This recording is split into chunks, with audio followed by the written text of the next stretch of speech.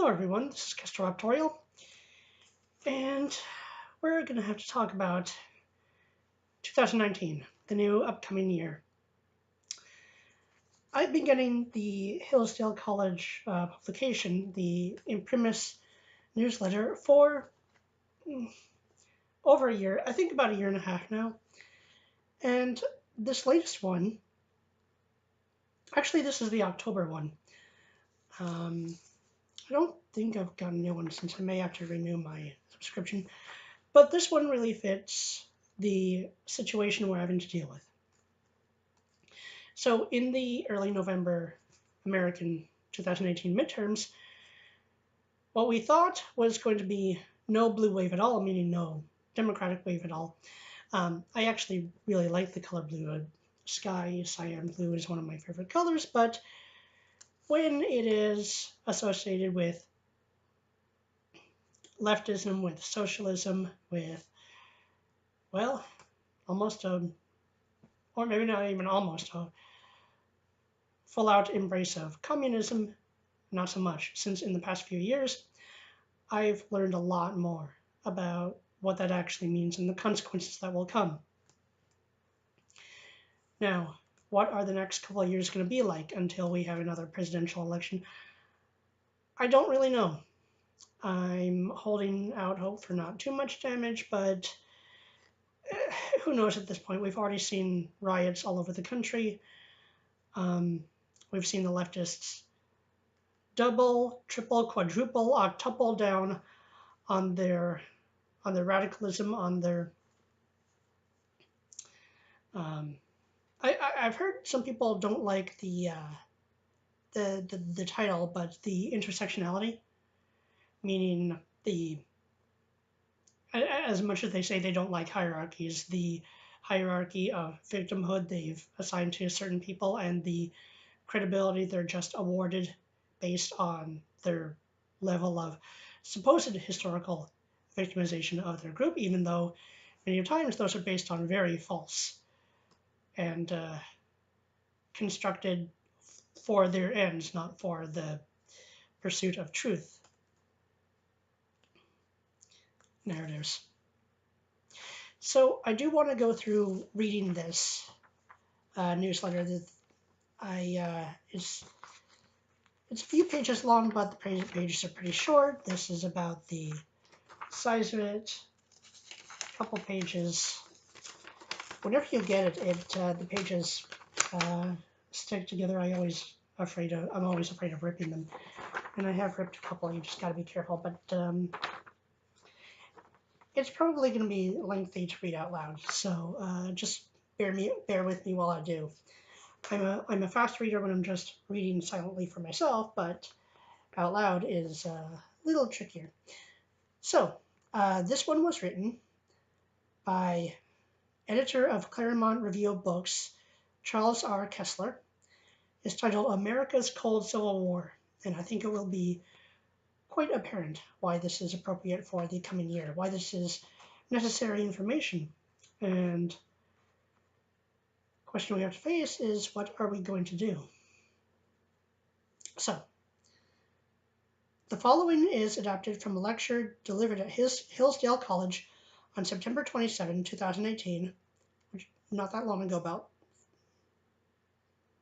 about 2 months ago, during a 2-week teaching residency at a Eugene C. Pulliam Distinguished Visiting Fellow in Journalism. Everyone has these long titles. Not Game of Thrones long titles, but it does get excessive sometimes. Anyway. Okay. America's Cold Civil War by Charles R. Kessler. 6 years ago, I wrote a book about Barack Obama in which I predicted that modern American liberalism, well, really leftism, again, you can look up Ben Shapiro, Jordan Peterson, explanations of the difference between liberalism and leftism. And Prager University actually has some great short videos on a lot of these topics. My younger brother has started to watch them himself without me leading him to them, which is great. He's a couple of years away from adulthood, and he's starting to really pay a lot more attention to politics. We all should get much better and more gradual introductions to understanding politics in school, but we all know how good schools are at actually teaching us useful skills. Okay, so modern American leftism, under pressures both fiscal and philosophical, would either go out of business or be forced to radicalize. If it chose the latter, as I predicted, it could radicalize along two lines, towards socialism or towards an increasingly postmodern form of leadership. Today it is doing both, and this has led to a lot of the exact problems we're dealing with. As we saw in Bernie Sanders' campaign, the youngest generation of liberals is embracing socialism openly, something that would have been unheard of during the Cold War. And you can see in movies that take place during the Cold War decades. One good one is actually Indiana Jones and the Kingdom of the Crystal Skull, when he and his son are riding the motorbike, escaping the people chasing them near the university, and there's all those students outside with signs saying "better dead than red." Now, red in that context, it doesn't mean conservatism, it means communism. These were the decades where everyone was afraid of communism infiltrating its way into the Western countries. And Joseph McCarthy did a lot to fight against this and to try to expose this. He was opposed, unfortunately, as he was a lot more right than wrong. But that is another piece of history. We will deal with that another time. Stefan Molyneux actually has some good videos about that, but let's see, back to this. So during the Cold War decades, at that time, identity politics is on this. Oh, no, this is dealing with our time. Okay, at the same time that the modern American left is radicalizing along two different types, socialism and identity politics. On the ascendant, with its quasi-Nietzschean,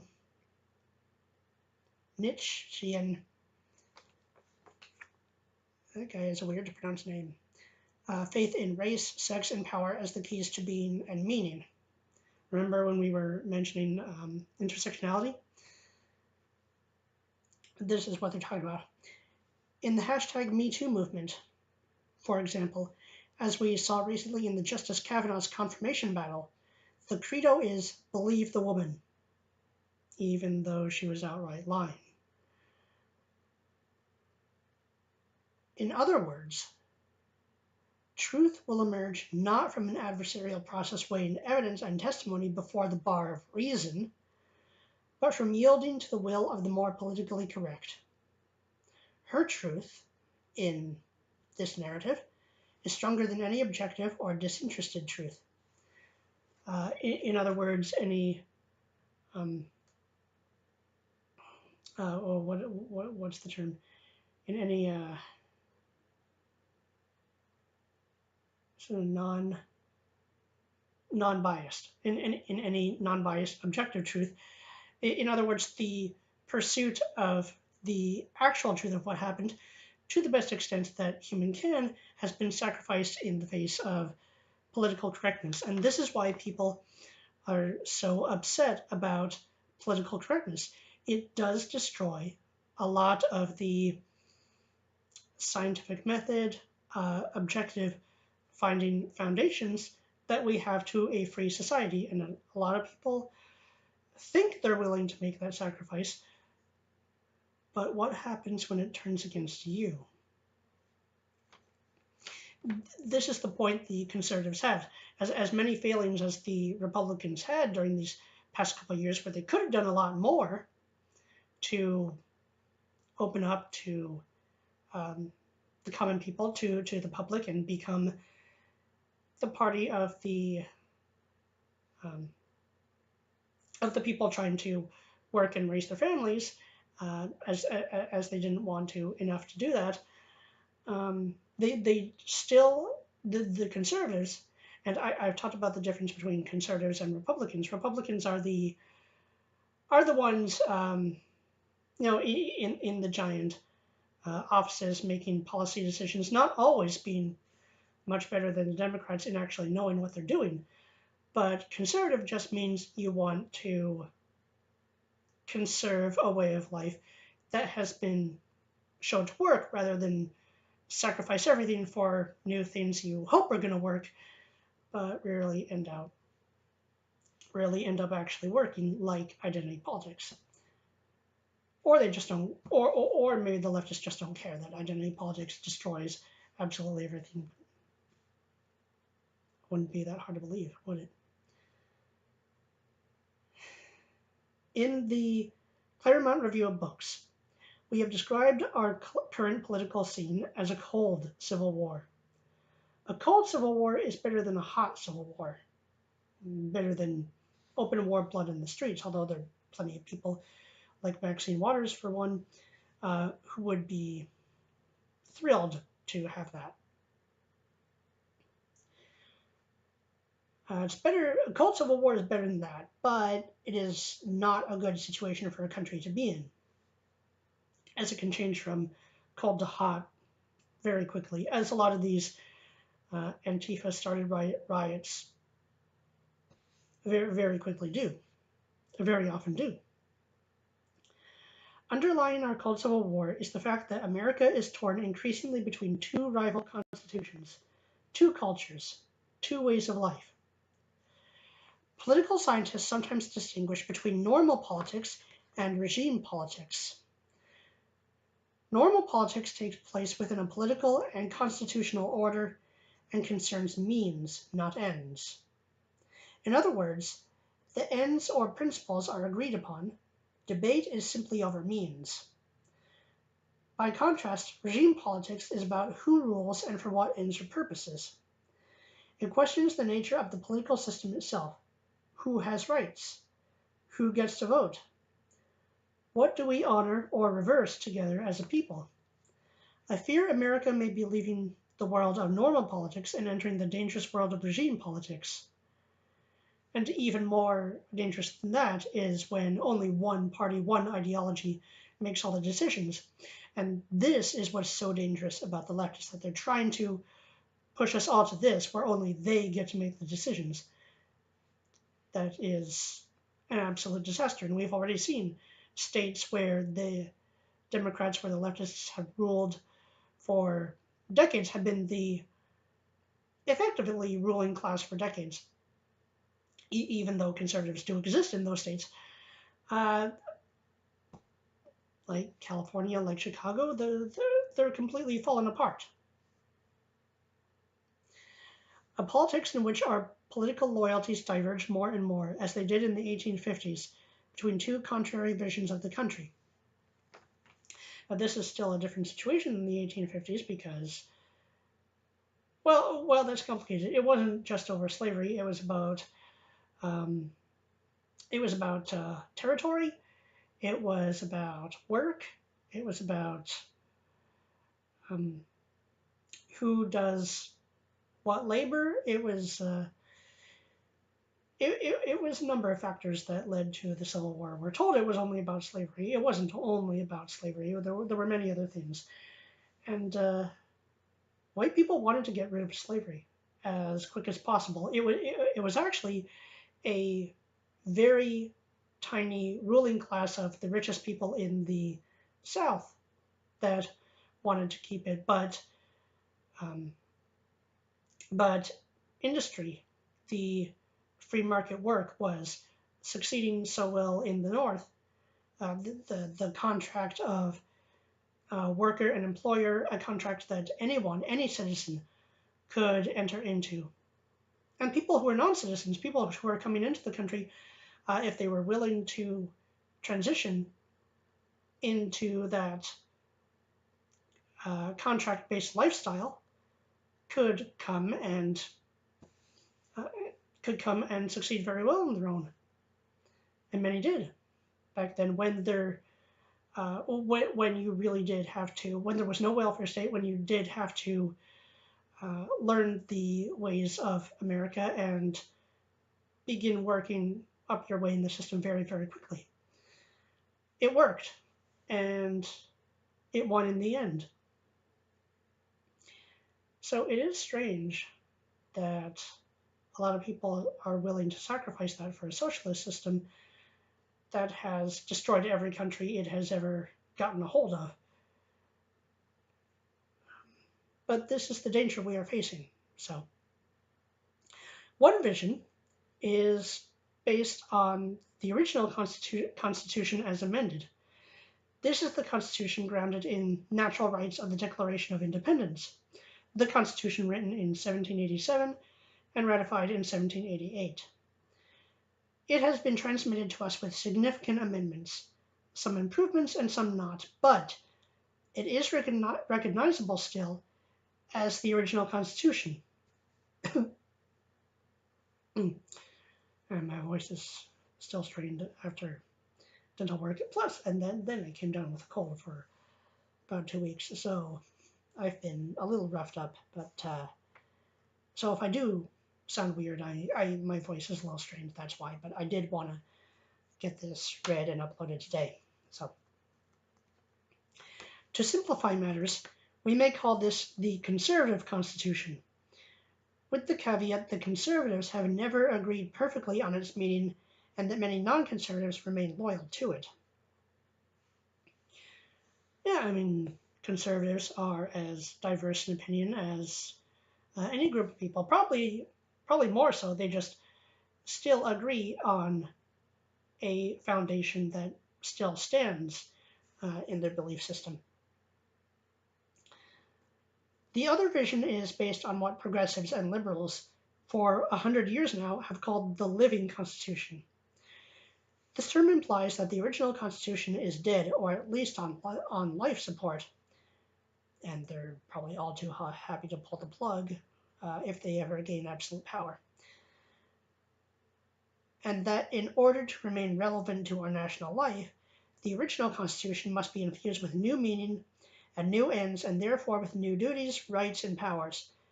To cite an important example, new administrative agencies must be created to circumvent the structural limitations that the original Constitution imposed on government. In other words, more government agencies to expand the power of the government, even though it's way too powerful as it is. Hard to see how that could fall apart, isn't it? It actually is very reminiscent of what you see going on in the Star Wars universe in the era of the prequel movies. As flawed as those movies are, they do tell a consistent narrative. It's just not the best choices were made in the execution of the story of the downfall of the Galactic Republic. But what happened was there was a war that erupted around ideas. A number of people thought the Republic was too old, too stagnant, and they wanted to leave. Those were the separatists. And people who remained loyal to the Republic, saying there were that was the only civilization they had known for thousands of years. Now, if you actually read into the expanded universe, the Republic has fallen and been rebuilt from the ashes many times over. Actually, about once every 1,000 years. It fell during the time of following the Mandalorian Wars and the Jedi Civil War. The only person who rose as a leader figure in following the Mandalorian Wars, a huge invasion of the Republic by this warrior culture, was the Jedi Revan and his apprentice Malak and his followers.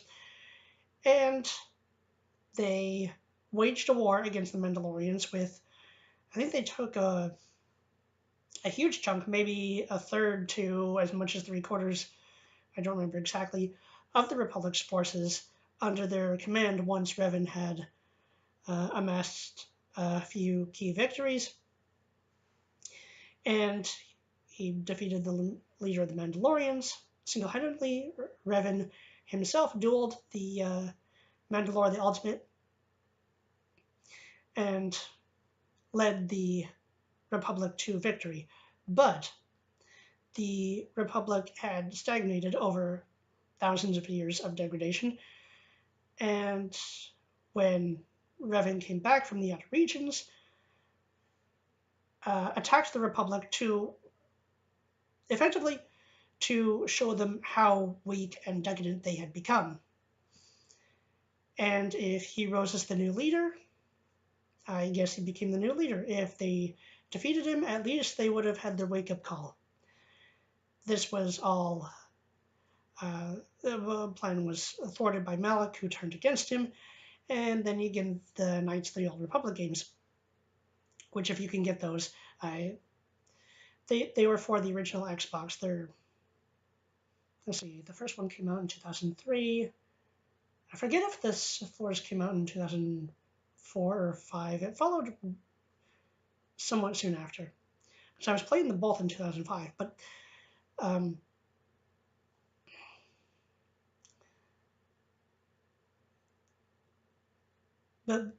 play those games if you can get versions to download on your PC. I'm sure they're available. I actually should download them to play them sometime, but I do have to catch up on work after being ill for most of December, actually, or at least recovering. So, but what happened is the Republic kind of collapsed, and they only they did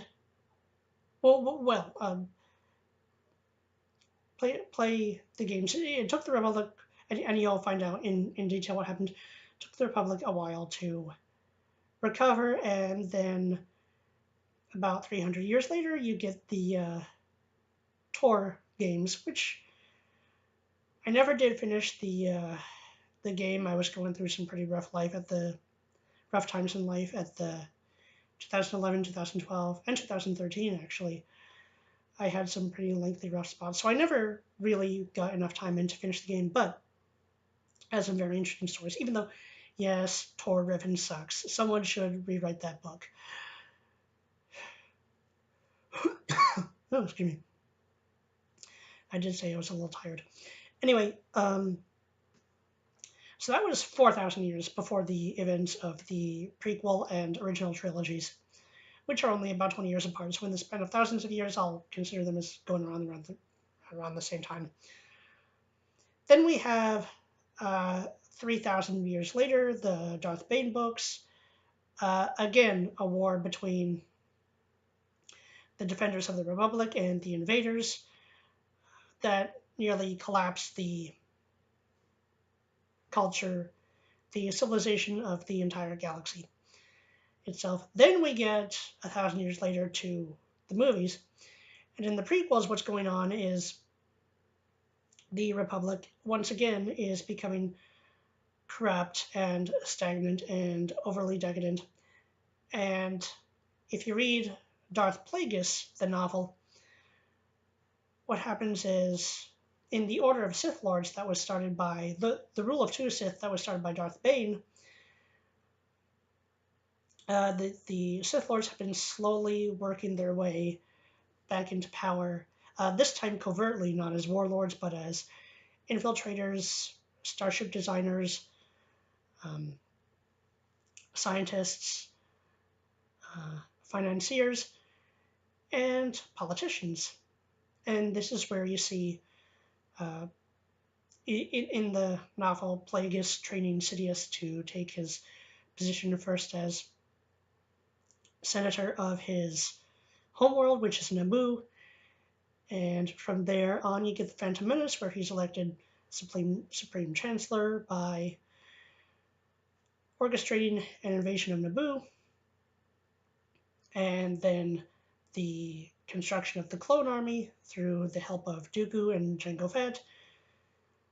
That creates the schism that splits the Senate, the Jedi, and the Republic in two, and Palpatine gets to power through controlling both sides of that situation, completely created by ideologues and politicians, while the rest of the galaxy just hopes for things to turn out all right. That sounds quite similar, doesn't it? And Trump is not the Sith Lord. No, he is someone who's trying to bring back some stability of the economy so that we don't completely financially and structurally collapse. But I think even he is becoming rather overburdened in his work. I really actually feel quite sorry for him because he's trying the best he can do. Unfortunately, I think things got a little too out of hand for a little too long, or maybe for a lot too long. I mean, there were socialists, communists infiltrating the American government from as far back as the 40s, 50s, 60s.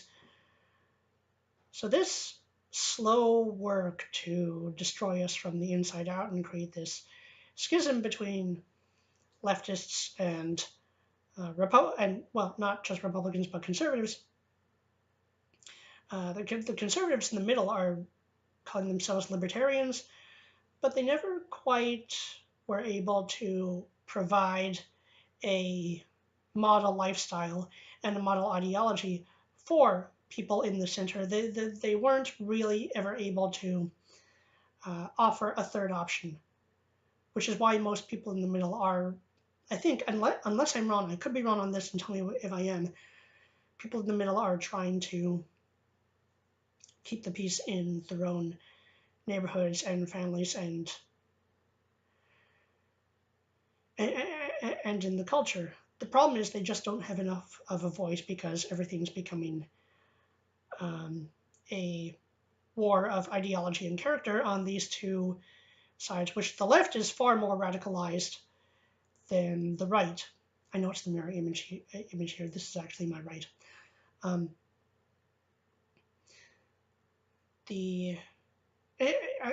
the conservatives too are a little too afraid of creating civil unrest. Unfortunately, we have a situation where it's been created already. So what is going to happen from here on? I'm not sure. For the time being, let's keep reading. Now, where's the next page? Oh, here we go. Okay, so as a doctrine, the living Constitution, this is the interpretation that the left has, the living Constitution originated in America's new departments of political and social science in the late 19th century. But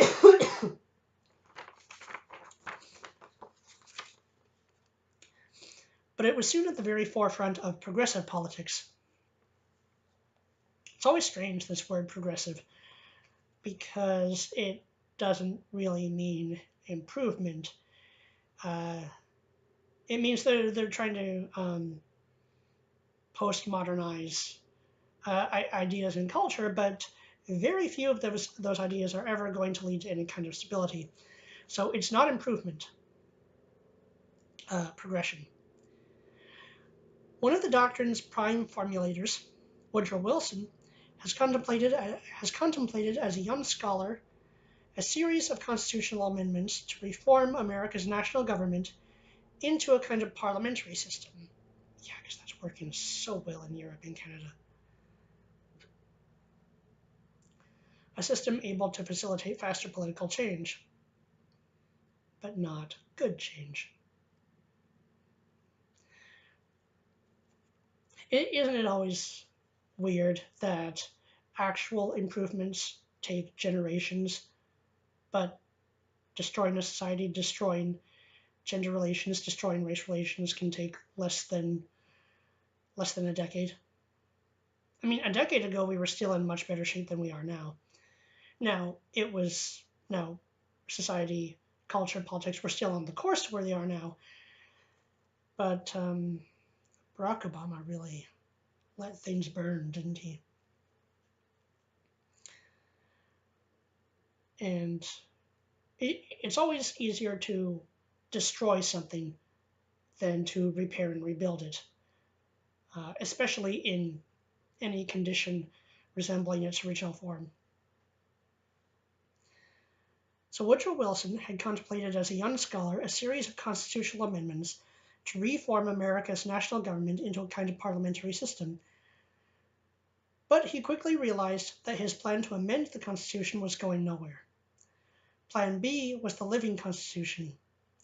While keeping the outward forms of the old Constitution, the idea of a living Constitution would change utterly the spirit in which the Constitution was understood. Now, this is where the point comes in of laws and constitutions mean what they mean when they were written down. Because no one can predict 200, 225, 50 years into the future what the situation will be then. So there's no looking back on a document and saying, oh, well, it really must have meant this, or it really must have meant this for us to put into place 200 years later. No. What flexibility it had from the beginning. The resulting idea of the living Constitution, let us call it the liberal Constitution,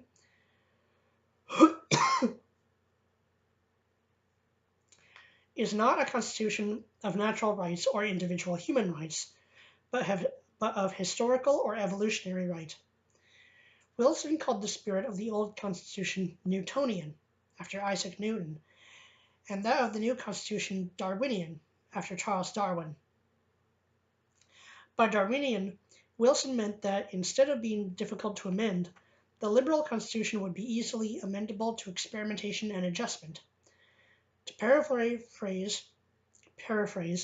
the late Walter Burns, the point of the old Constitution was to keep the times in tune with the Constitution. The purpose of the new is to keep the Constitution in tune with the times. So this idea of Darwinianism, I actually know a lot about ecology and evolution, having studied that, well, yes, in school, but far more importantly, on my own since I was a little kid.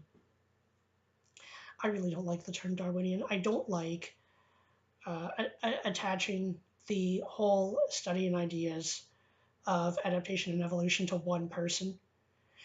He may have been one of the first to write the ideas down into books, but the problem is our understanding of adaptation and evolution and how it works has not just improved, but it's widened. It works in a lot of very strange and randomized ways. And here's something that's important to understand. Evolution does not mean improvement. It just means change in response to changing environmental pressures. And connecting that to politics, very, very dicey, because that's not the same situation at all. Politics are all about choices and ideas and narratives that people attach themselves to. The natural world doesn't work that way. So it's not that they can be. I really don't know how you can mix them. There might be a way, but saying the politics have to adapt is a better word than evolve. Adapt. You have to change your survival strategy in response to changing times, taking into account what's going on in your world and in your environment. Shut up, phone. I'll deal with you later. Um, at the time you're living in, but that's not evolving. You're not, because evolution only changes populations. It doesn't change individuals. Only individuals can make the decision of how they're going to live and respond to the times. Now, in terms of demographics, different races, different subcultures, um, different religions do have general patterns they follow. Um, they do have general behavioral and voting trends, but those are very difficult and take a long time to change, and they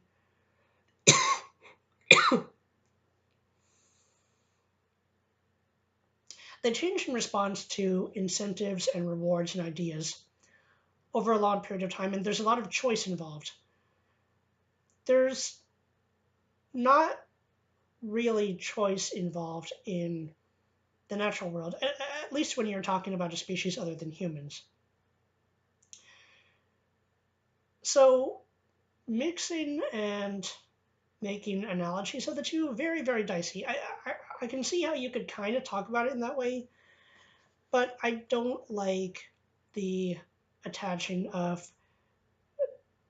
Darwinian to of Darwinianism. I mean, I don't even like the term itself, but that's actually another story. That's attached to. Um, I think the survival of the fittest idea is it itself is dicey. In nature, it doesn't even quite work that way either, because weaker creatures can sometimes succeed more than stronger creatures. Stronger creatures can be injured, they can be reckless, the sexual selection can change. Um,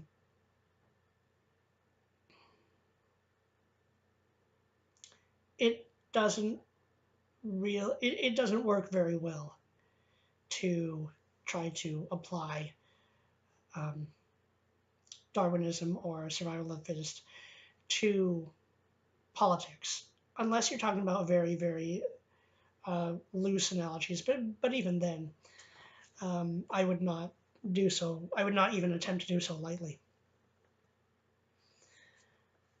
Until the 1960s, most liberals believed it was inevitable that their living constitution would replace the conservative constitution through a kind of slow motion evolution. It's what the communists are trying to do too. But during the 60s, the so-called New Left abandoned evolution for revolution. And partly in reaction to that, defenders of the old Constitution began not merely to fight back, but to call for a return to America's first principles. By seeking to resolve back to the starting point, conservatives proved to be Newtonians after all, and also, in a way, revolutionaries, since the original meaning of revolution is to return to where you began, as a celestial body revolves around the heavens. Revolution around the sun, I don't think is the same as revolution in a country of that connection is a little weird. I'll have to read that again later, see if it makes more sense. The conservative campaign against the inevitable victory of the living constitution gained steam as a campaign against the gradual or sudden disappearance of a limited government and of Republican virtue in our political life. And when it became clear by the late 1970s and 1980s that the conservatives weren't going away, and were not, the cold Civil War was on. So this has been brewing for several decades, and I don't think it's inevitable that the leftists have a victory. I think if they do have a victory, they'll destroy everything, just like they did in Europe. And people talk a lot about, specifically the millennial generation, is embracing socialism and leftism openly.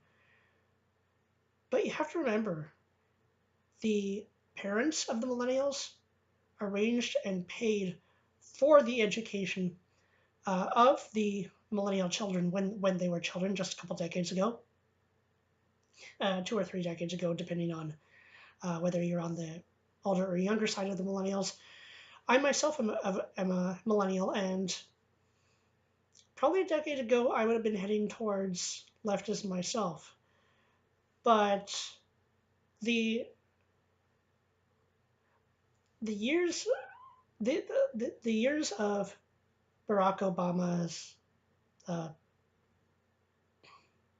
presidency and the following 2016 election really were a wake up call to me and just how radicalized things had become. So I immediately started learning about where the conservatives really were coming from. Uh, Went through uh, a lot of slander from members of my own family for doing so. But the thing is, even though my family was ripped apart by my parents divorcing when I was 10 years old, my sister was even younger, and my half siblings were born a few years later. And my dad going through many relationships, all of with horrible choices of women. Curiously, the strange thing is, my dad alone is a pretty good parent. It's when he brings in a partner that things go to hell. Even though my family went to hell many times over, and just recently this year again, I always tried, as specifically as the older brother, to try to hold things together, to try to survive in the situation that I had to deal with at the time and not abandon my siblings. So I always tried to keep my family together, or at least the siblings, uh, the bond between the siblings together, and I didn't want to see my family fall apart. So if the leftists both care about families trying to get into America, and if they want to attack conservatives for their opposition in doing so, and don't you care about families, well, they're the ones that let the stable marriage, stable family fall apart in the first place. So they're the cause of why so many children are without fathers. Um, my dad was able to stick around, but he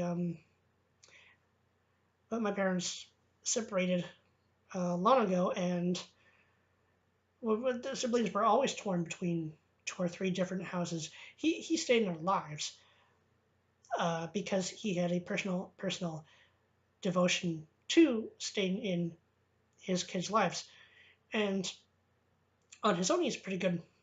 He's a good parent. He's a good mentor. Apart from a few things he has I think he still has the wrong idea about, but he was able to make a lot of money in a couple of decades ago, ending before he retired a couple of years ago. He's still doing some jobs on the side, but so he was able to make enough to not fall into the trap of can't pay child support, so they send him to prison, which a lot of fathers unfortunately do fall to the trap of. Debtor's prison is almost completely gone from America, or was until they started doing that to fathers. That's the only debtor's prison that remained around.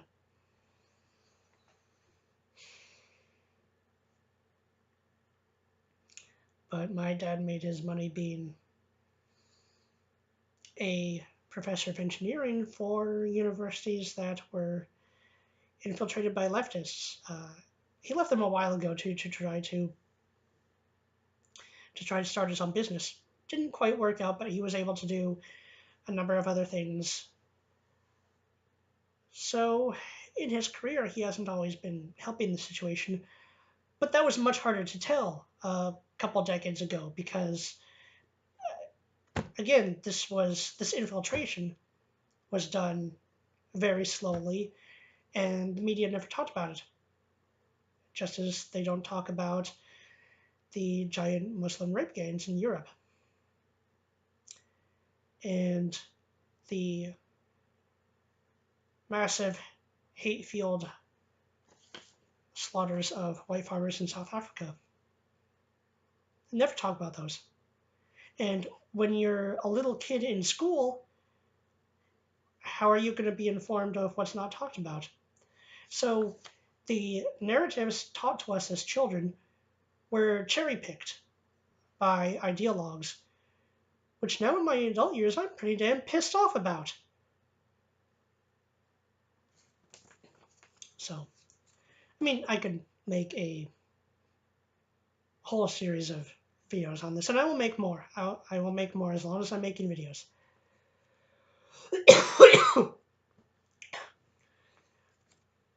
I am going to be tired tonight. Okay, so. Confronted by sharper, deeper, and more compelling accounts of the conservative constitution, the liberals had to sharpen. That is, radicalize. You look at these videos of leftists versus conservatives arguing. The leftists really only have one argument. Is you're whatever the name they want to throw at you is. You're a racist, sexist, bigot, yada, yada, yada, yada, yada.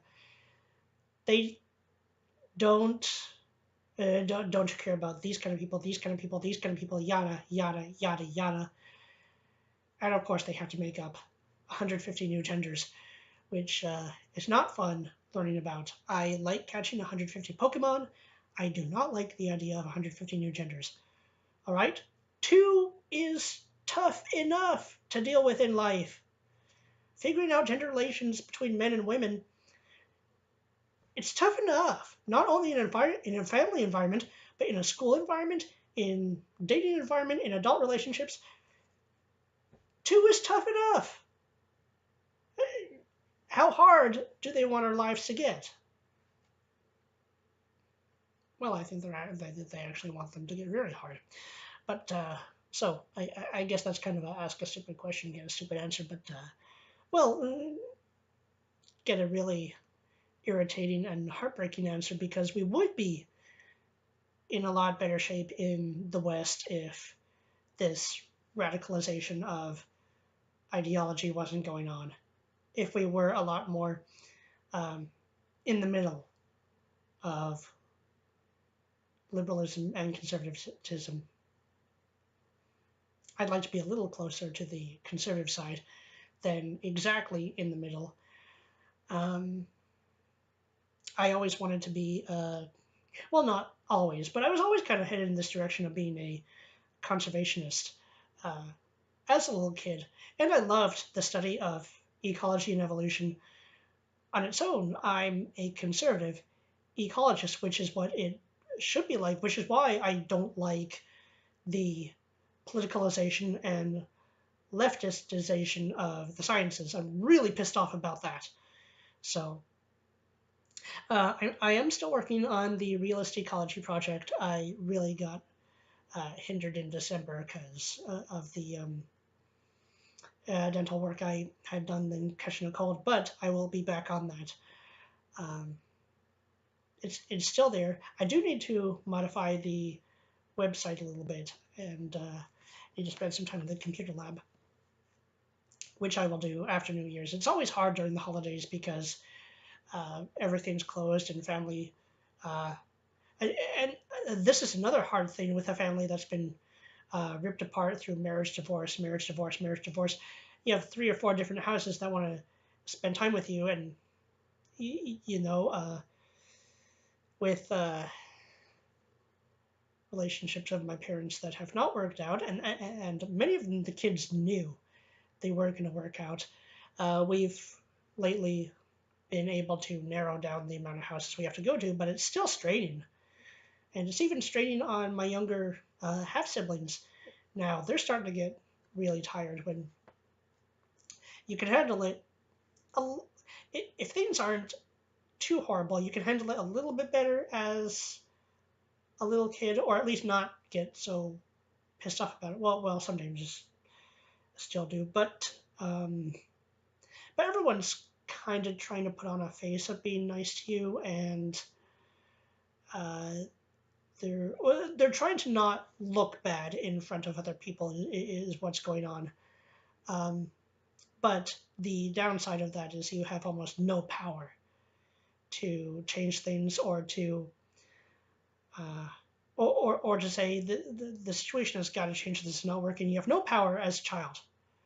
You do as an adult, but unfortunately, by the time you're an adult, if you were the kid in a family that was being broken apart during your younger years, by the time you're an adult, even though you have power to walk away from a situation or to give your parents or step parents or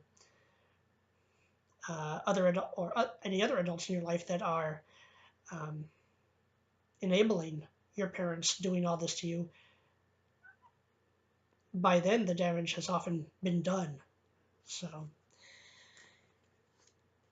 it is really rough. But I will keep working on those projects. I will keep working on um, severing uh, the leftist politics hold on science, because that is something that's really important to me. Because I do have a love of the earth sciences, and I hate watching them, particularly the global warming stuff, because they're fixating on that because a lot of people still buy it as an emergency.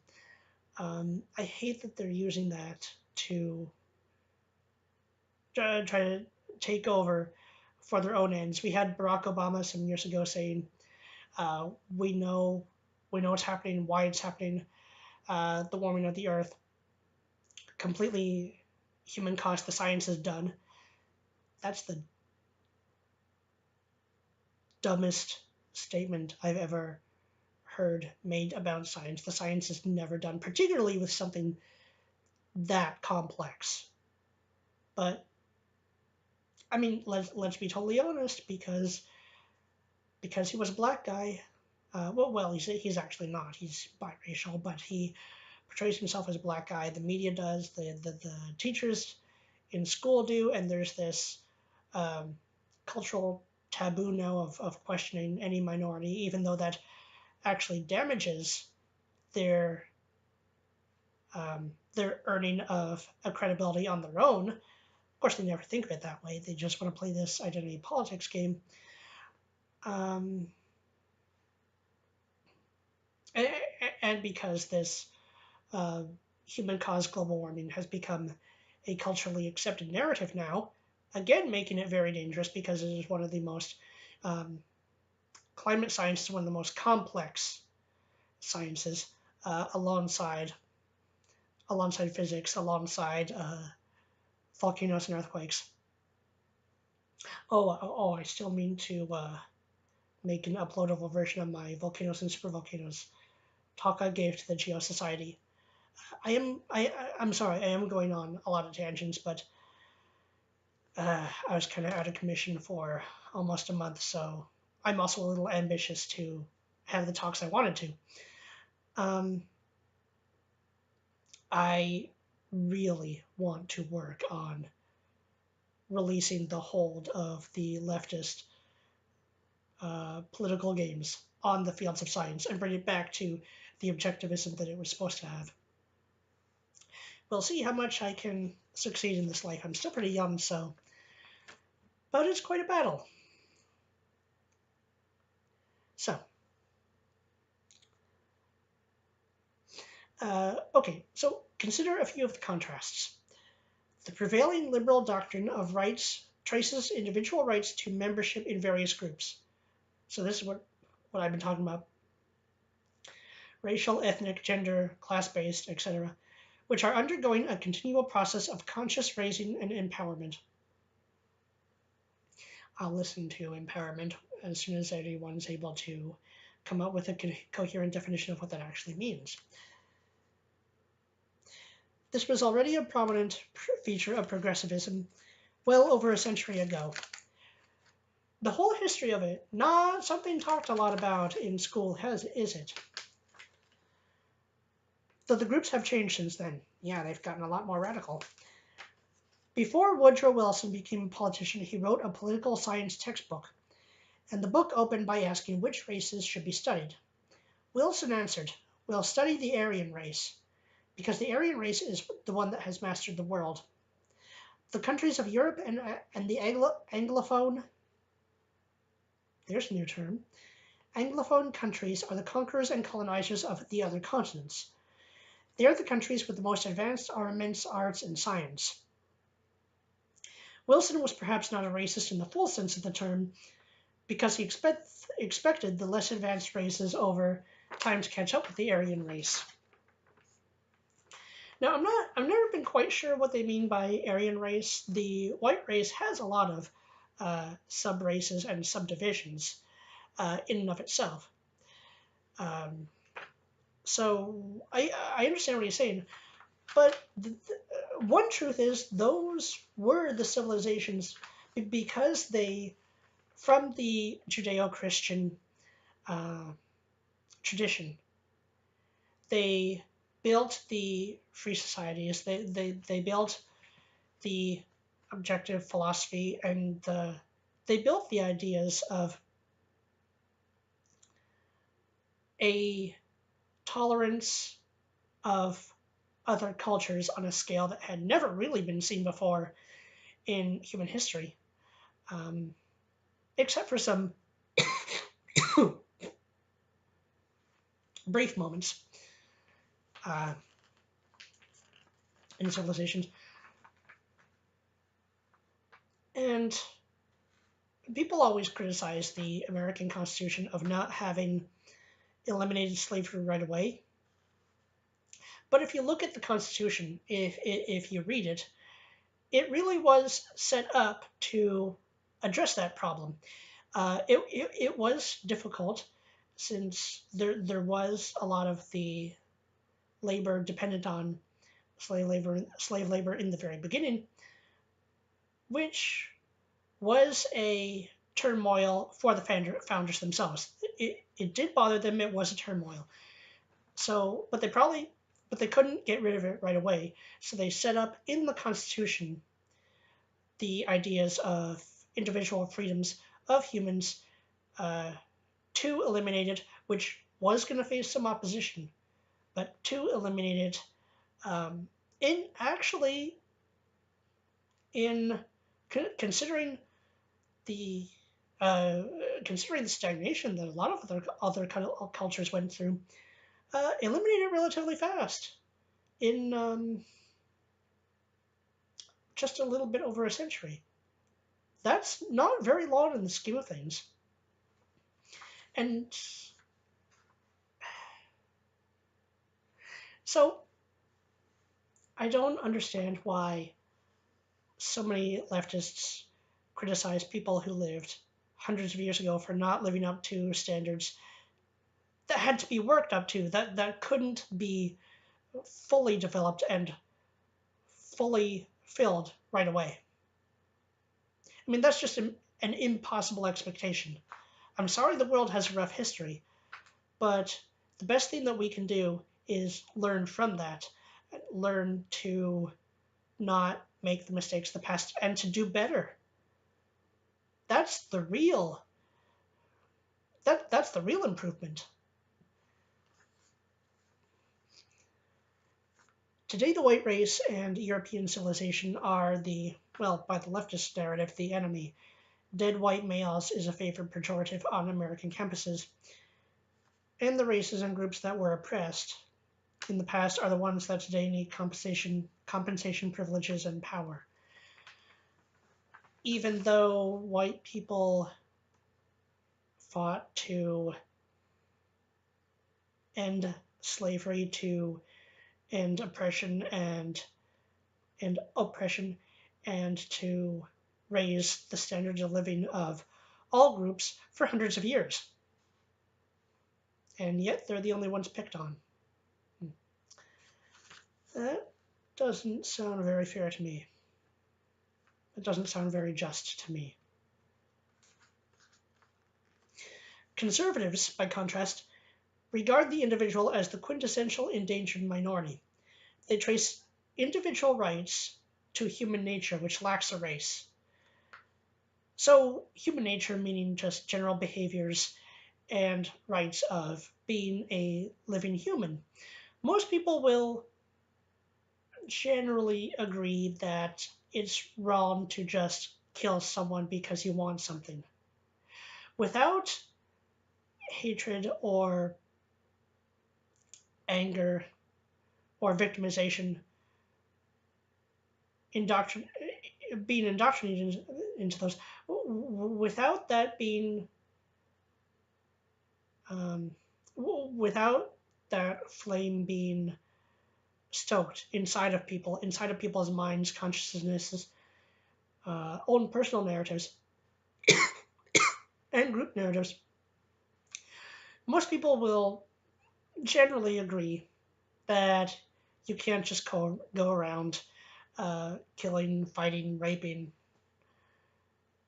But as soon as those flames are lit, the story becomes very different. So, but that would suggest that there is a core human nature of some kind that we all should have some basic rights. Now, we had to work up through thousands of years to expand upon those and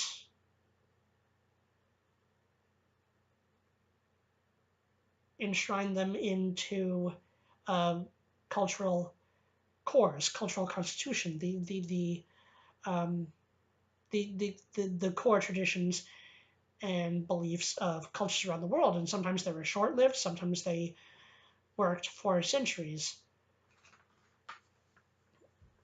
But the most free cultures, civilizations that have ever existed, outside of a few sparks here and there, came from the white Judeo-Christian race and culture. That is undeniable. Now, that doesn't mean they should only be for those, but they came from those.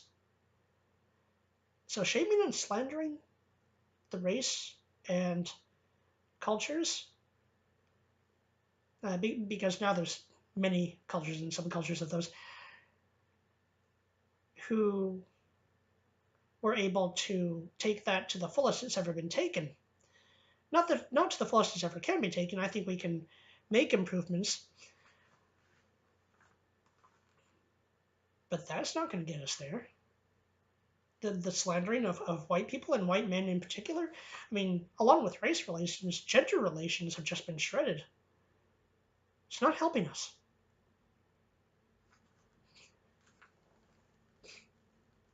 We have rights because we're human beings with souls, with reason, distinct from other animals and from God.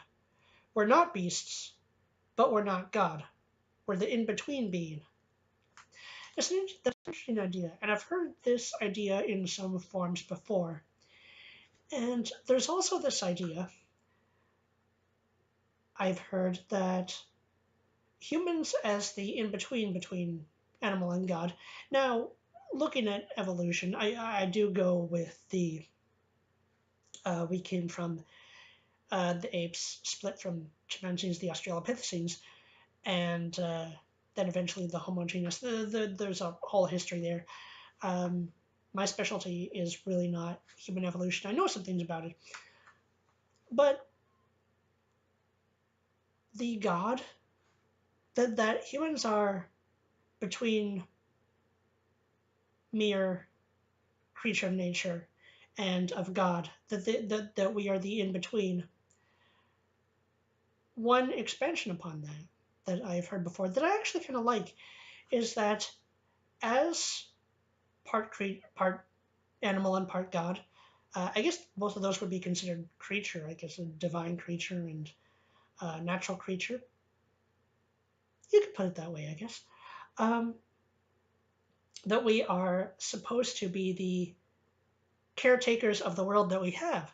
We are supposed to build things. We are supposed to build civilizations and learn to master our future. I really like that idea. That has a point. Give me one moment. Whew.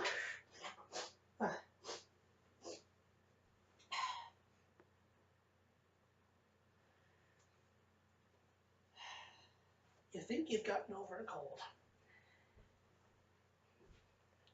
Okay, I'm back. And I lost my place.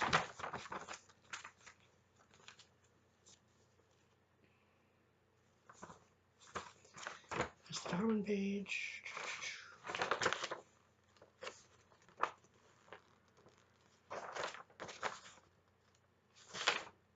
Where'd it go? Oh, here we go.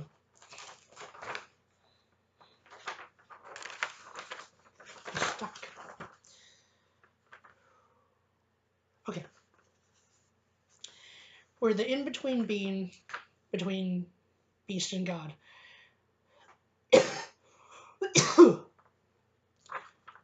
Conservatives seek to vindicate human equality and liberty. The basis for majority rule in politics against the liberal constitution's alternative, in which everything is increasingly based on group identity. Remember intersectionality? So this is basing everything on group identity combined with perceived victimization of individual groups. There is also today a vast divergence between the liberal and the conservative understandings of the First Amendment. Liberals are interested in transforming free speech into what they call equal speech, ensuring that no one gets more than his fair share. So, but fair share itself is very subjective because people take different amounts of time to speak. They have different paces. They have different ideas. They have different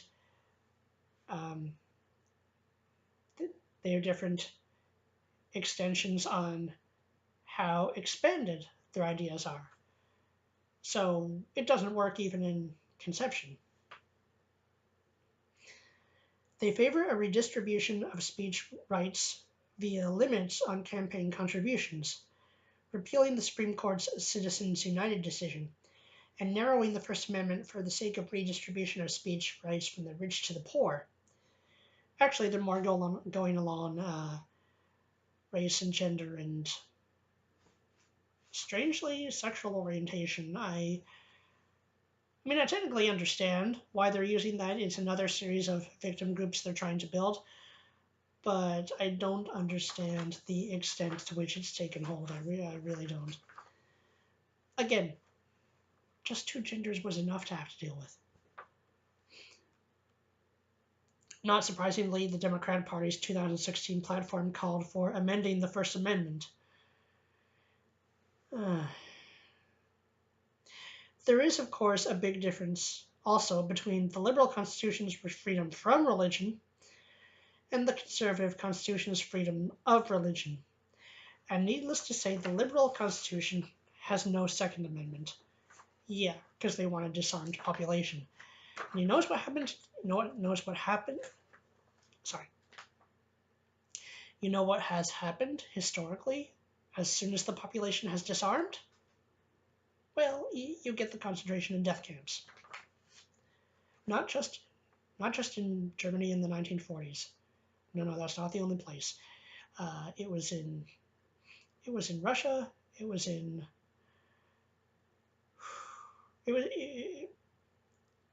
Kitty. Oh, here's Blackberry. Let me show you guys Blackberry. My kitty cat. This is my kitty.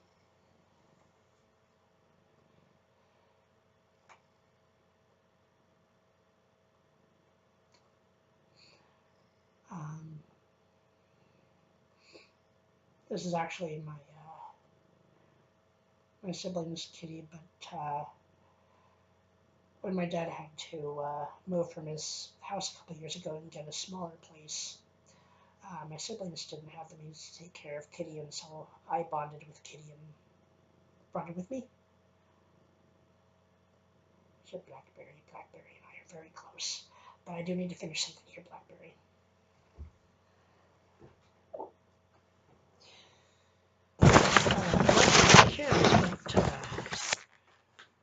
Massive numbers of slaves and slaughters of people they consider infidels throughout the entire history of the Muslim countries.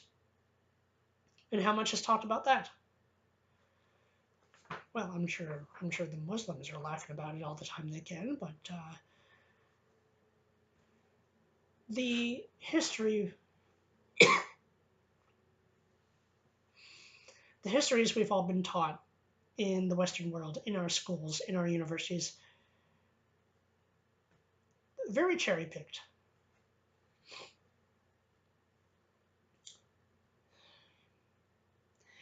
In terms of government structure, the liberal constitution is designed to overcome the separation of powers and most other checks and balances.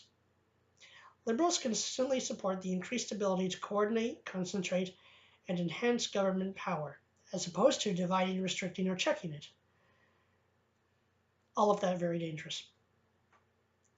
This is to the detriment of popular control of government. In recent decades, government power has flowed mainly through the hands of unelected administrators and judges, to the point that elected members of Congress find themselves increasingly dispirited and unable to legislate. As the Financial Times put it recently, Congress is a sausage factory that has forgotten how to make sausages. Sausage not being a particular sexual reference here, but literally a factory that has forgotten to do what it was built to do. If one thinks about how America's cold Civil War could be resolved, there seem to be only 5 possibilities. One would be to change the political subject. Ronald Reagan used to say that when the little green man arrived from outer space, all of our political differences will be transcended, and humanity will unite for the first time in human history.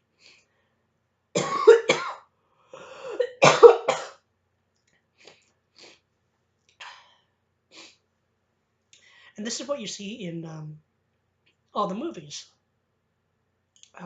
Independence Day is one I grew up with in the late 90s. I think it came out in 97. War of the Worlds, even though the humans really didn't fare too well in that one. The Twilight Zone did a couple episodes on this. But I think the one that's most relevant to what this article says Ronald Reagan was talking about was something like Independence Day, where they start, the aliens start destroying cities and humans all band together to defeat them. I'm actually not sure that would be what happens anymore. I think what might more likely happen if aliens actually came down wanting to conquer Earth is they would do what the leftists are doing. They would create these victimized groups to divide and conquer and infiltrate the political system, much like leftists, and a lot of them having made unholy bargains with Muslims to do, and much less resource-destroying way of taking over the planet. Even though they do destroy resources in the process, they have no concept of what actual conservation is like. If they did, they would stop splitting up families, because when a family splits up, suddenly you need double the home, double the property, double the resources to take care of the same amount of children. Not very resource conserving, and completely life destroying for the children. So, but in terms of actual aliens coming down, and so we can unite and fight them all, yeah, don't hold your breath on that.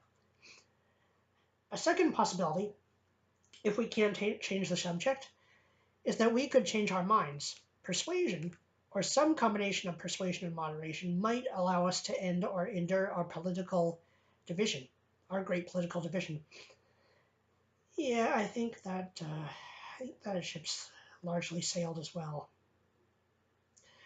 Perhaps one party or side will persuade a significant majority of the electorate to embrace its constitution and thus win at polling both polling. Yeah. Some of the wording is weird here. Uh, one party or one side will persuade a significant majority of the electorate to embrace its constitution and thus win at the polling booth and in the legislature. The Republicans were actually almost able to do this in 2016, but they really couldn't get enough done in those 2 years following that just ended this November in order to keep that going. And maybe this is because they were told that if they did things to the fullest, like build the wall, like restrict immigration on all sides, like cut a massive amount of government and welfare spending, that there would be a huge amount of civil unrest, although that actually took place anyway. Maybe because the Congress has lost a lot of actual legislative power. Maybe this is because a lot of the processes and polling booths themselves, as we saw happen in Florida, have been compromised, have been corrupted. Maybe it's because just having such a huge government means nothing can run. I mean, you see what bureaucracies become when they get bloated. They spend all their time filling out paperwork and keeping their jobs, and less time actually doing what they were originally meant to do. Or it could be all of those. It's probably to some extent all of those.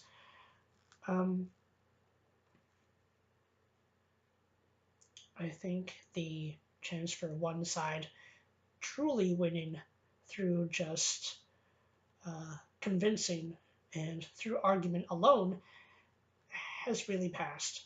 I think the only thing that's gonna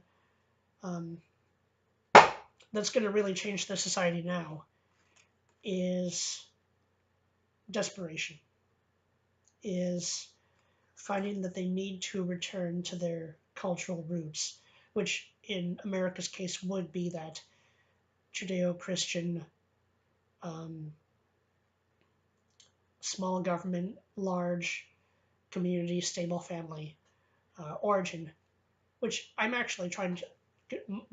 my siblings and I are actually trying to do in our generation.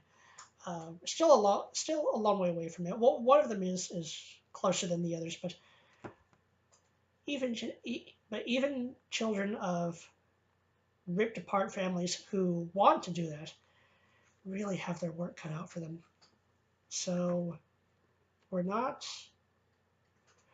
working up from a clean slate. There's been so much corruption of all kinds of relations that we really have an uphill battle. Not impossible, but an uphill battle.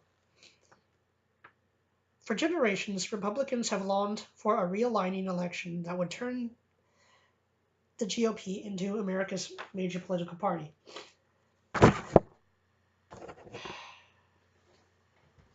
I really need to get cleaners.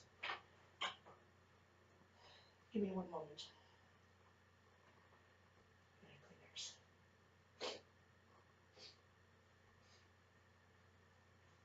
Really thought I was over this cold. Okay.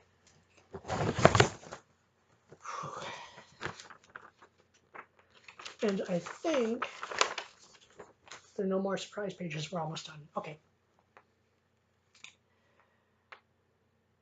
So, for generations, Republicans have longed for a realigning election that would turn the GOP into America's majority party.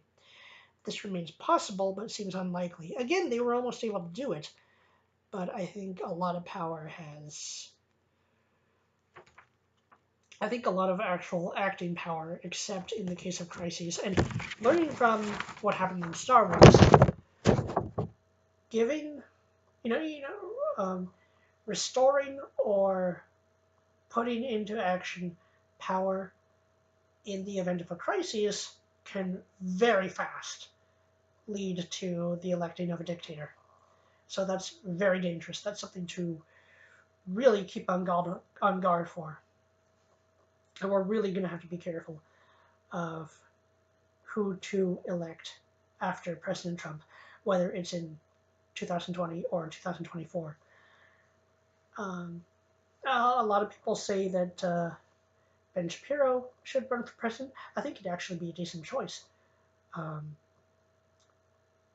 don't know what Trump will be able to do if he's reelected for a second term. I don't want him to get impeached. The Democrats have been trying to impeach him from day one, so anything they cook up now in terms of reason why he should go, they've been trying to get rid of him from day one. So that has zero credibility as far as I'm concerned. Trump is still, in the short term, our best chance. I think he's still going to keep immigration at bay to the extent that he can. I'm really disappointed that the wall was not built right away, as a lot of people are. But we are going to have to particularly really watch out for who comes after him, because it could be a disaster by that point, since the radicalization of the left has only skyrocketed since the first time they haven't gotten what they want in several years.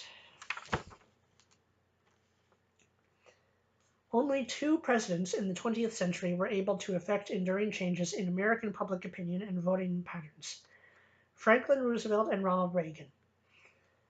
FDR inspired a political realignment that lasted for a generation or so and lifted the Democratic Party to majority status. Yeah, not for the better, though.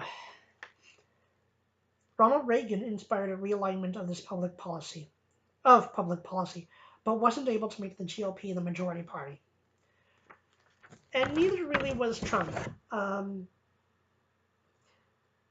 People had pretty much...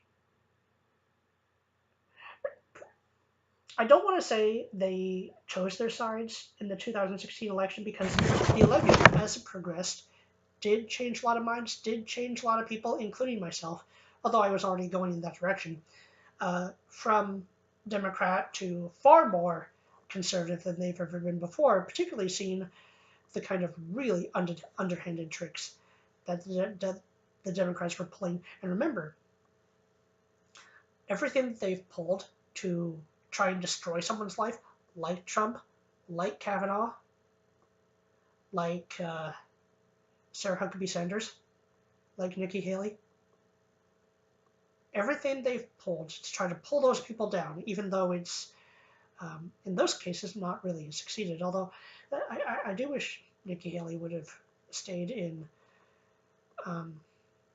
at her position at the UN for a little bit longer, although maybe she got really tired of it. I can hardly blame her. Each time it doesn't work, they just quadruple down on their meanness, and anything they're pulling on those people, they could also pull on anyone. So, yeah, don't think just because you're not directly in the political game that you're safe. No one is.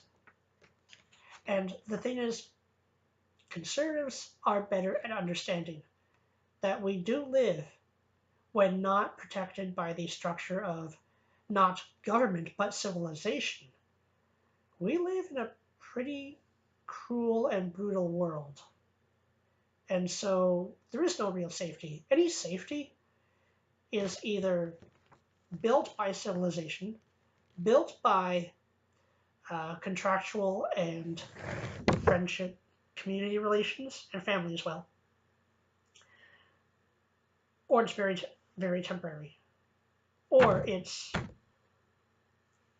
just a perceived safety being sold to you for power, which is not safety at all. But not everyone is very good at recognizing that.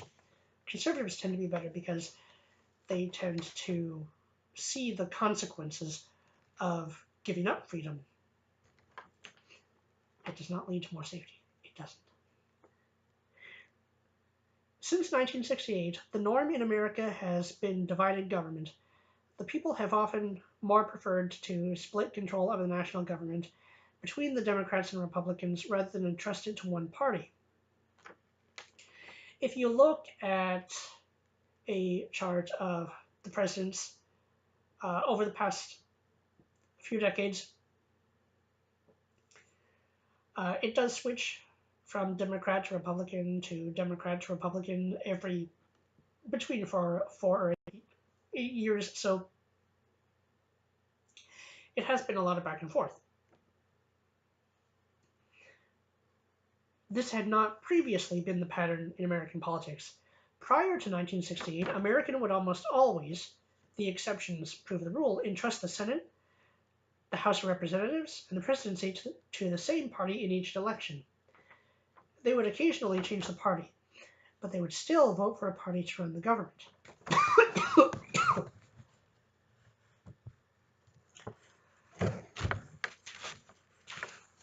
So you'll see this in elections since 1968, and even more so in the last couple decades. What will tend to happen is that the party that has the presidency has the opposite party, particularly when the midterms come around, has either the House of Representatives or the Senate or sometimes the whole Congress. Now, that's okay when each party is a little bit more moderate. Now, it's getting dangerous.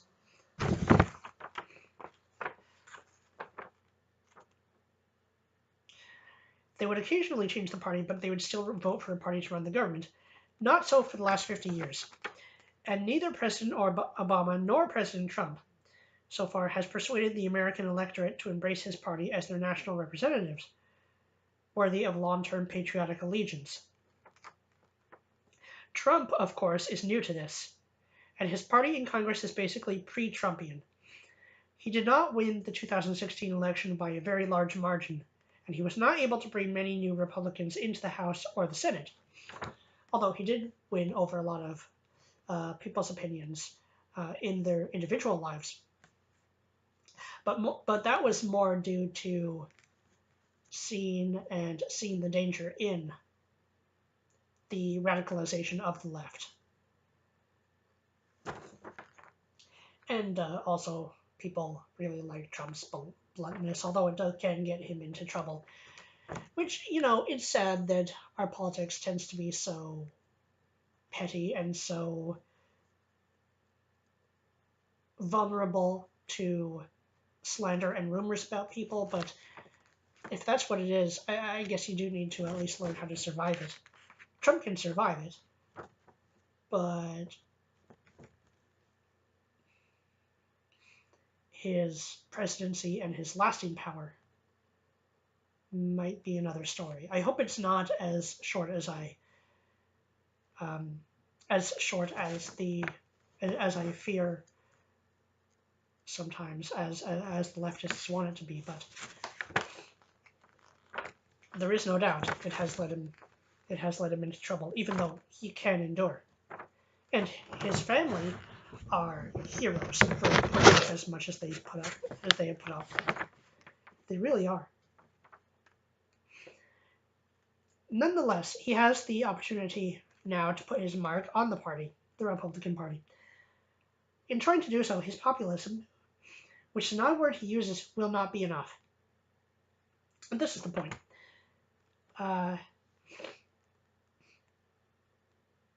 He will have to reach out to the existing Republican Party, as he has done, adopt some of its agenda, adopt its electoral supporters, and gradually bring them around to his America First conservatism if he is to have any chance of achieving a political realignment. Now, his decisions and actions in late December, the pulling out of Syria, pulling out of Afghanistan, and not getting the wall built, have really damaged this. I have heard different sides of the story on this. I think they're more a mistake than a good decision, since this is what the people, the military experts say, and I tend to trust people that have built their expertise over their careers,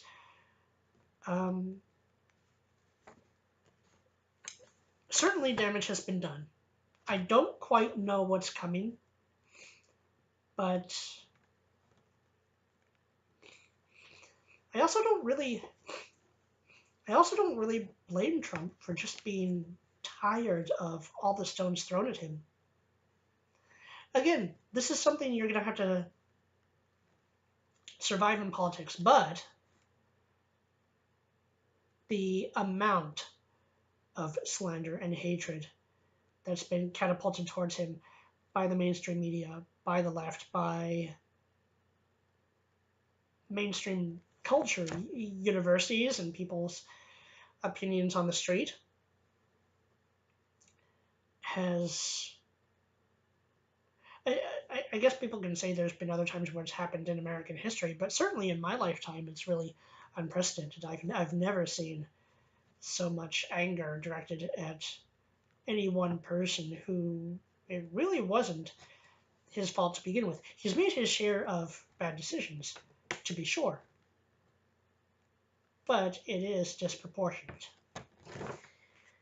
As for moderating our disagreements and learning to live with them more or less permanently, that too seems unlikely given their fundamental nature and the embittered trajectory of our politics over the last 2 decades.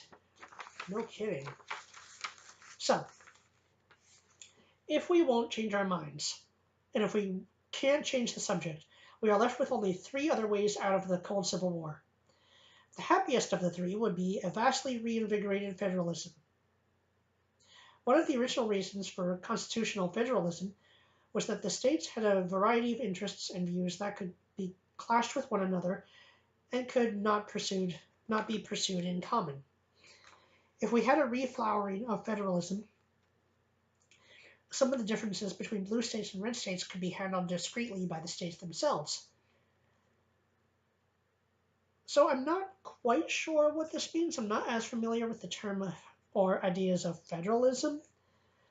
If we handed more power to away from the central government and more power to the states directly,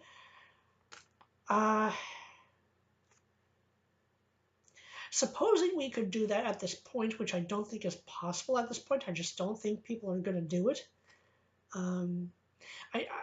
Supposing it could be done, I see advantages and disadvantages. And maybe I should make a video talking about that. I do need to learn a little bit more about federalism. Some states would really be in trouble. Some states would hold together. About a convention of states? I just don't know the possibility of that at this point, given that people are so divided. I just don't think there's a lot of cooperation in any government right now. And thus there would not be much cooperation between states.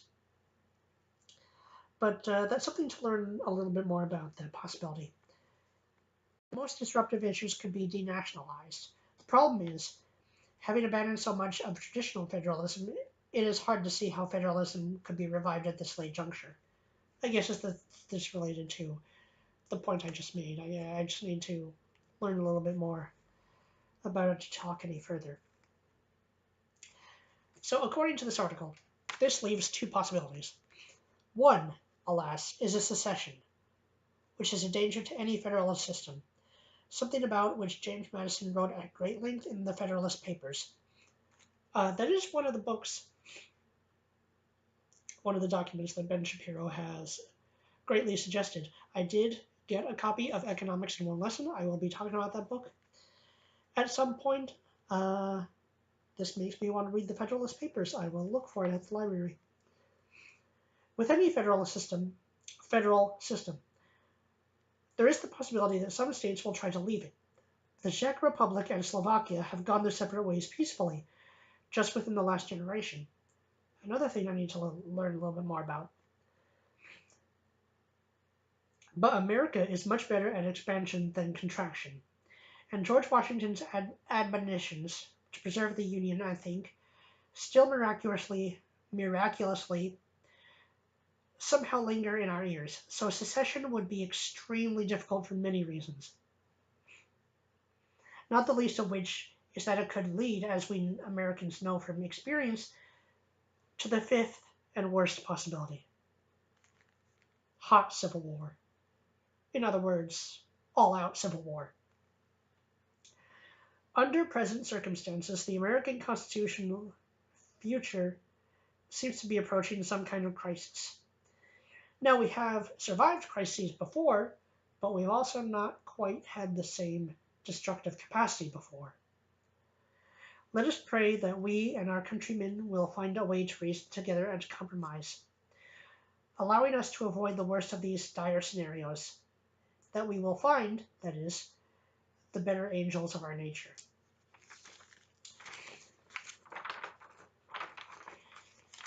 So, there we go. That is the Imprimis issue, America's Cold Civil War, written by Charles R. Kessler. And as to the conclusion, I don't know. I don't know. I think reconciliation at this point is a crisis might bring us there, but it's hard to see how we're going to get there at this point. Do I think that there is soon going to be the end of America itself? Well, countries have gone through terrible times before and survived, not always in the same form.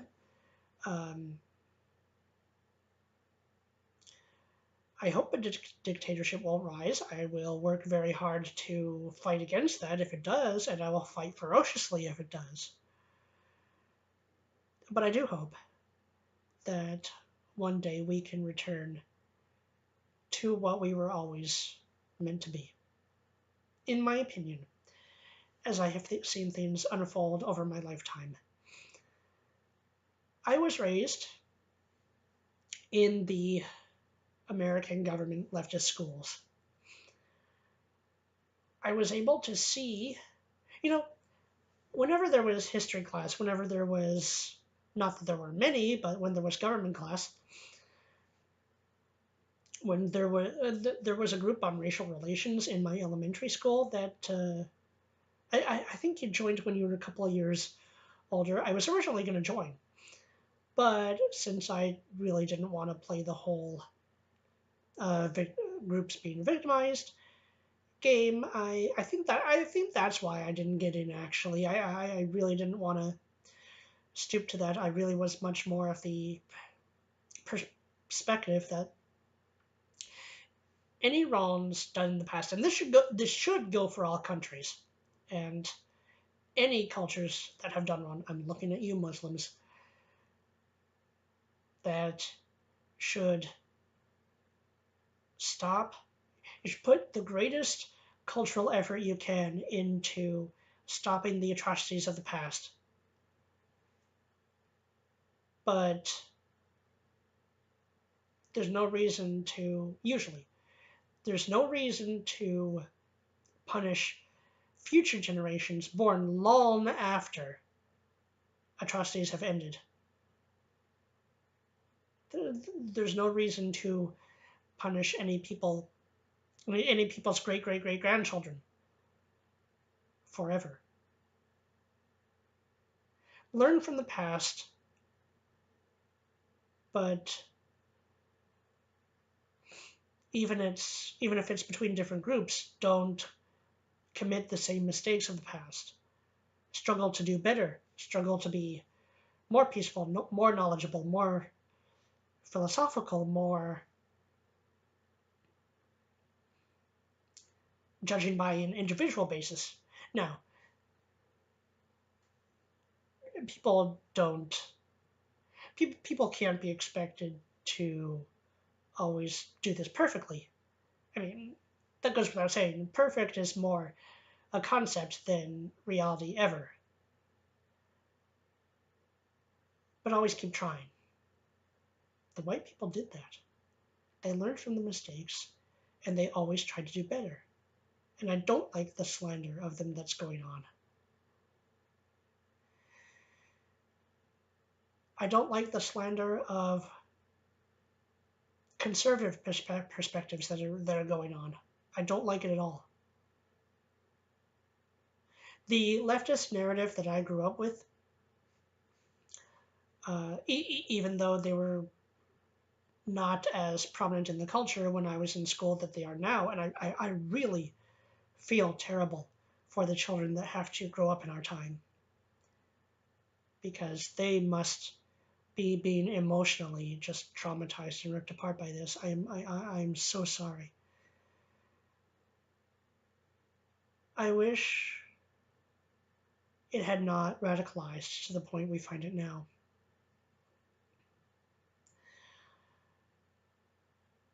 There was always something wrong with the narrative, I thought, growing up. But until recently, it didn't really become very clear where it was all going. As soon as I saw that, I'm going towards conservatism.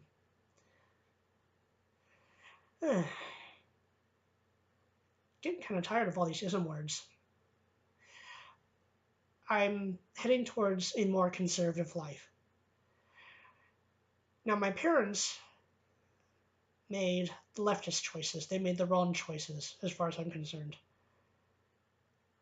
The children, the siblings that came out of their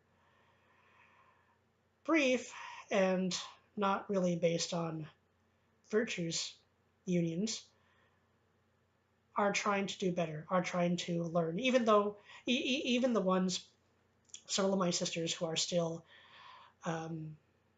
largely liberal in the perspectives they will say they have, still made life choices closer to a conservative life. I don't know if they're ready to admit that, but they have. I mean, they want to get married and raise children and raise a stable family. They don't want. I don't want to end up in the cycle of destruction that our parents found themselves in. Well, not found themselves in, created for themselves, but you know what I mean. And I think we can turn around. But I think we only have one more generation that's really going to have that choice. We can bring back stability for our children's generation. But we need to start doing better really soon. Now, in fact. We need to stop choosing the petty fights so we can endure the darkness that is to come.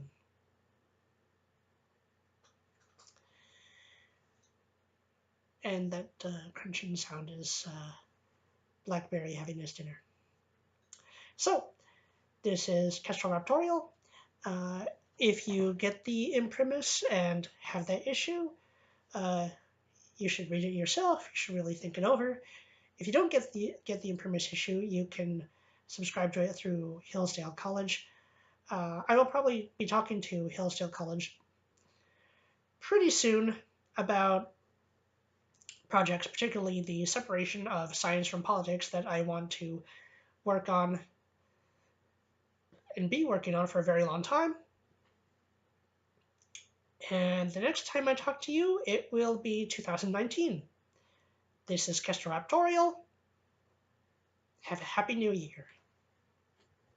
As much as is possible. Might as well party for a little while before everything falls apart. If it does. Again, I don't have any absolute certainty of what is to come, but we still have some choices in where we end up.